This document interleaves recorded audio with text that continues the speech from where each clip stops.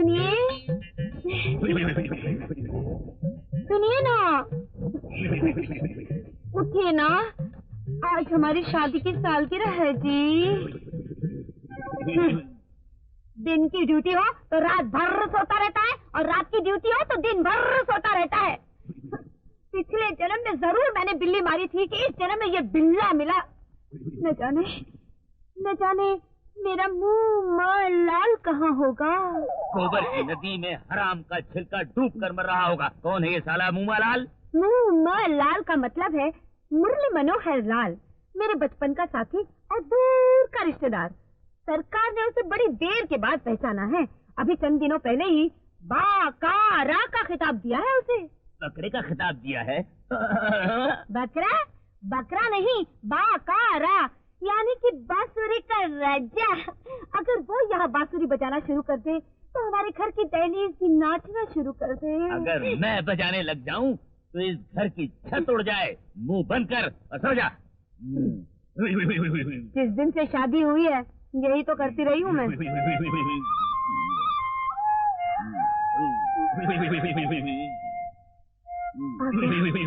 गया मेरा बांसुरी का राजा।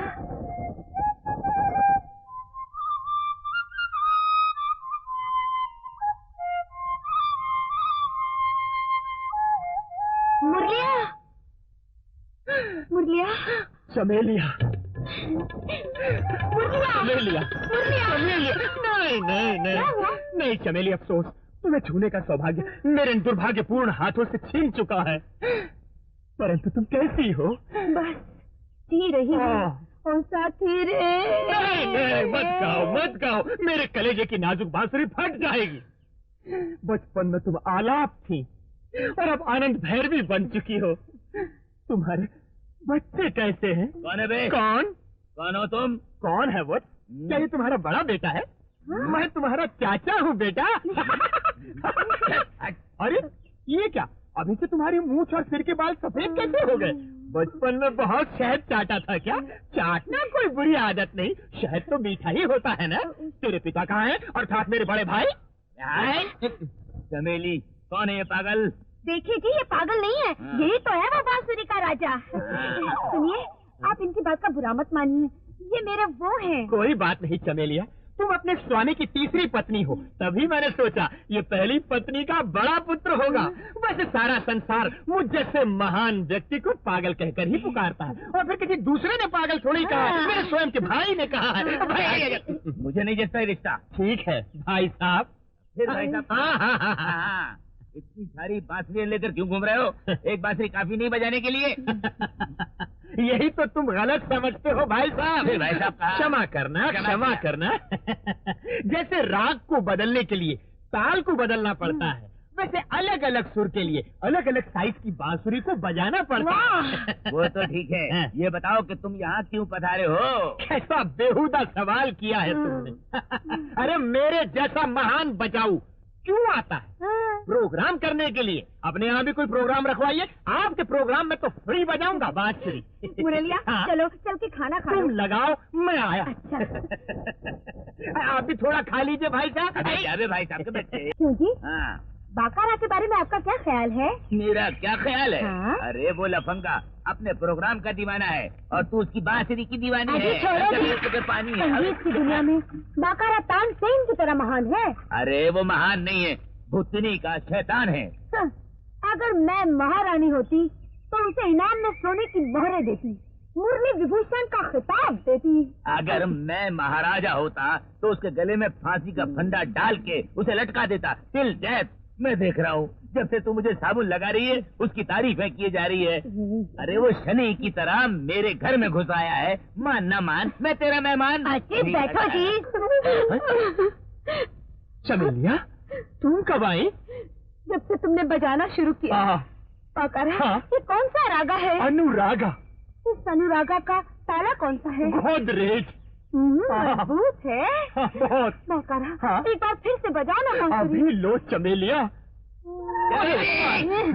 देखो ये भाई साहब पागल भैंसे की तरह चिल्ला रहे हैं। कहीं वो मुझे गलत न समझ ले। तुम चली जाओ, अंदर चली जाओ चमेलिया। अलविदा, गुड बाय, शब बखैर। फाड़ में जाए तेरा ये संगीत का पागलपन। अरे मुझे नहलाते नहलाते छोड़कर तू यहाँ चली आई। आप नहीं जानते जी, बादाम वाली खीर में क्या मिठास होगी जो इनकी बांसुरी में है। जब ये बजाते हैं तो मेरा मन करता है कि मैं खुद बांसुरी बनकर उड़कर इनके होठों से चिपक जाऊं। क्या उड़ान है? बात बन जाना, कम से कम खटिया बनाने के काम तो आएगी। अरे ऐसी कौन सी खास बात है इसकी बांसुरी में? मैं इससे अच्छी बांसुरी बजा सकता हूँ। हाँ भाई साहब, आप भी बजाना जानते हैं बांसुरी? इधर लाओ बांसुरी और फिर देखो मेरी बांसुरी का कमाल। अच्छा। भाई साहब, ये लाठी नहीं है, बांसुरी है। ये बांसुरी है। हाँ, मुझे मालूम है ये बांसुरी है।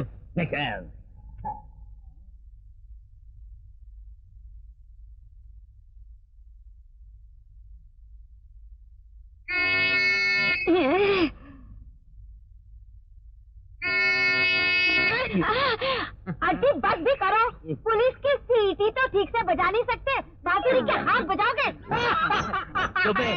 अगर दोबारा हंसने की कोशिश की ना तो ये लंबा बांसुरा तेरे हलक में घुसेड़ दूंगा। धन्यवाद धन्यवाद। ये लो बलराम, सन्यासी राजा का स्पेशल माल, चढ़ाओ कटाकट। नैसी लॉटरी लगी है तुझे, अच्छा हुआ। और तूने शराब की दुकान खोली ना, ये और भी अच्छा हुआ। मगर सन्यासी, दुकान का नाम तुमने सन्यासी राजा वाइन शॉप रखा है ना, ये बहुत बंडल है। अरे सन्यासी राजा। अरे कन्हैया, आओ, तुम भी मारोगे ब्रांडी? मैं सिर्फ डंडा मारता हूँ। सर्किल इंस्पेक्टर ने बुलाया, चलो पुलिस स्टेशन। अच्छा अच्छा, मेरी बहन जी ने बुलाया तो बराबर है। मैंने शराब की नई दुकान खोली है तो मुझे मुबारकबाद देने के लिए बुलाती होगी। चलो। बल्लाम भैया जा रहे हैं। कन्हैया, मेरी बहू को मत बताना कि मैं यहाँ बैठा हूँ। ठीक है, मैं उन्हें बता दूंगा कि आपने कहा है कि आप यहाँ नहीं बैठे हैं। चलो चलो, जरा ध्यान रखना दुकान का बलराम। कन्हैया, कहाँ है हमारी बहन? अंदर आपका इंतजार कर रही हैं। मैडम। सॉरी बहन जी, अपनी शराब की दुकान के उद्घाटन के समय आपको बुलाना ही भूल गया। बड़ी खुशी हुई।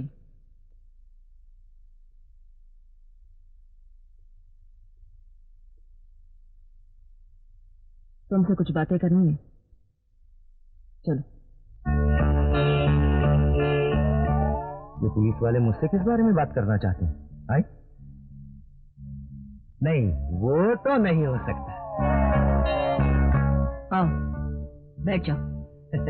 आप तो मुझे इतनी इज्जत दे रही हैं कि मैं खुशी के मारे पानी पानी हो रहा हूँ। ये मुझे बांध क्यों रही है बहन जी? तुम लोग बाहर जाओ। अरे ये सब क्या हो रहा है बहन जी?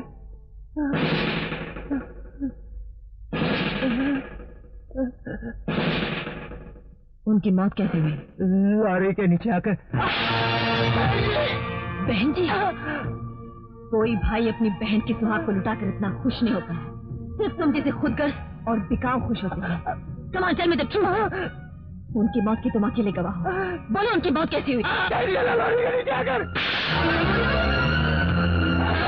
सच सच बता, अचानक तेरे पास इतने रुपए कहाँ से आ गए? लॉटरी लगने से।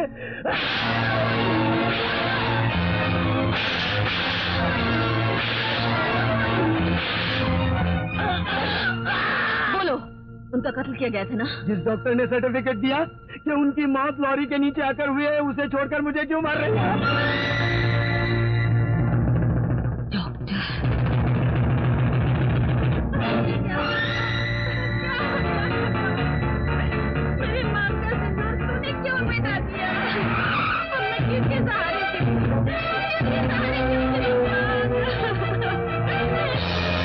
इनकी मौत कैसे हुई? इनकी गोलियां खाकर आत्महत्या कर ली। और ये चिट्ठी छोड़ गए। मेरी एक गलती के कारण एक मासूम की जान चली गई। मुझे अपने आप से नफरत हो गई। मेरा ज़मीर मुझे बार बार डसने लगा, इसलिए मैं धर्म और इंसाफ से डरकर आत्महत्या कर रहा हूँ।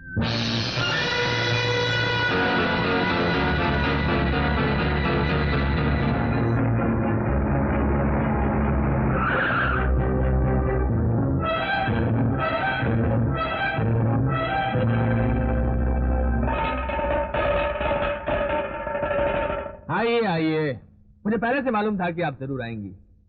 ये रिवाज है कि जब पहली बार कोई स्त्री घर में आती है तो आदमी अपनी पत्नी से कहता है कि आने वाले का स्वागत करो, उसे तिलक लगाओ। लेकिन अफसोस कि आप इस वक्त मर्द के लिबास में आई हैं।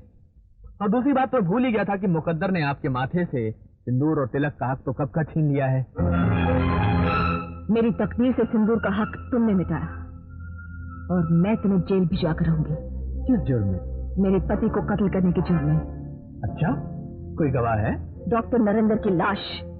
उस डॉक्टर से तुम डर गए कि कहीं वो गवाही नहीं देते, उसका खून कर दिया और खून को खुदकुशी का नाम दे दिया।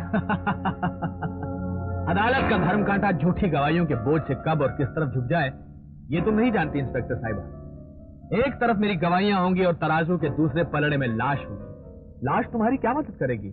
मुर्दे तो बोला भी नहीं करते। तुम्हें मुर्दा बनाने के लिए मेरे कैद में बंद जिंदा सन्यासी राजा की गवाही काफी है। वो गवाही नहीं देगा क्योंकि वो इस खतरनाक सांप के फन के साए में पल रहा है। आइंदा तुम्हारा साया उस पर ना पड़े, इसलिए मैं तुम्हें गिरफ्तार करके जेल की चारदीवारी में कैद कर दूंगी। कांस्टेबल, ठहरो, हम सिर्फ खून ही नहीं करते बल्कि शैतान की अक्ल भी रखते हैं। मैं जानता था कि तुम अपना नेक इरादा लेकर यहाँ होगी, इसलिए मैंने पहले से एक तोड़ बनाकर अपने पास रख लिया है। एंटीसिपेटरी बेल, गिरफ्तारी से पहले जमानत का ऑर्डर। तुम अगर समझते हो कि इसके सहारे तुम बच जाओगे तो ये तुम्हारी बेवकूफी है। तुम जैसे जुर्म के चोरों को किस तरह बिल से बाहर निकाला जाता है ये मैं अच्छी तरह जानती हूँ। बिल में नहीं, अपनी दौलत के किले में राजा की तरह सुरक्षित बैठा हूँ, जिसे ना तुम तोड़ सकती हो और ना अंदर घुसने की ताकत रखती हो। मैं तो मानता हूँ कि मैंने तुम्हारे पति को जहर देकर जान से मार डाला। क्या तुम इन हाथों में हथकड़ी लगा सकती हो? मैं तो ये भी इकरार करता हूँ कि मैंने सन्यासी राजा को पैसे देकर झूठी गवाही दिलवाई थी। क्या तुम इन हाथों में हथकड़ी लगा सकती हो?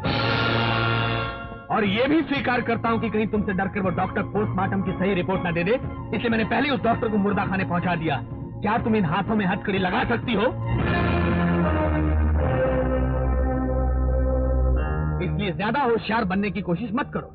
अपनी मांग के सिंदूर के साथ साथ अपनी जिंदगी भी खोने से पहले यहां से चली जाओ, वरना तुम्हारे पति की तरह तुम्हारी बेटी भी तुमसे अलग कर दी जाएगी। उसके ससुराल नहीं बल्कि किसी गुमनामी और बदनामी वाली जगह पर। Out, get out.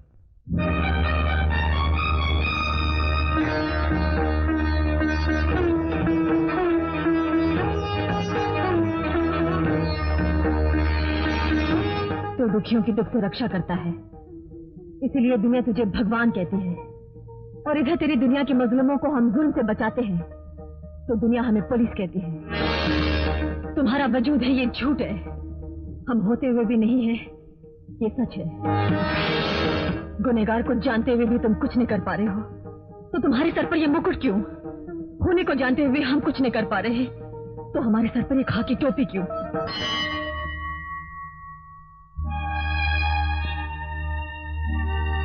तुझे जो आया है भगवान नहीं तुम्हारा भाई है। शायद कानून तुम्हारा साथ नहीं दे रहा होगा, लेकिन मैं तुम्हारा सगा भाई तुम्हारा साथ जरूर दूंगा। मुजरिम को जेल की सलाखों के पीछे भिजवाने के लिए तुम्हें सबूत की जरूरत है, लेकिन उसकी हड्डियां तोड़ने के लिए मुझे सिर्फ उसकी पहचान काफी है। अगर तुम मेरे जीजा जी की आत्मा को शांति पहुंचाना चाहती हो और जिस कानून पर तुम्हें भरोसा है उसके जरिए शैतान कैलाशनाथ को जेल भिजवाना चाहती हो तो उसका एक ही तरीका है, मुझसे हाथ मिलाओ। अगर मिलकर इंसाफ के लिए सच्चाई की जंग लड़ेंगे तो जीत जरूर हमारी होगी। सच्चाई की होगी, इंसाफ की होगी। हाथ मिलाओ दीदी।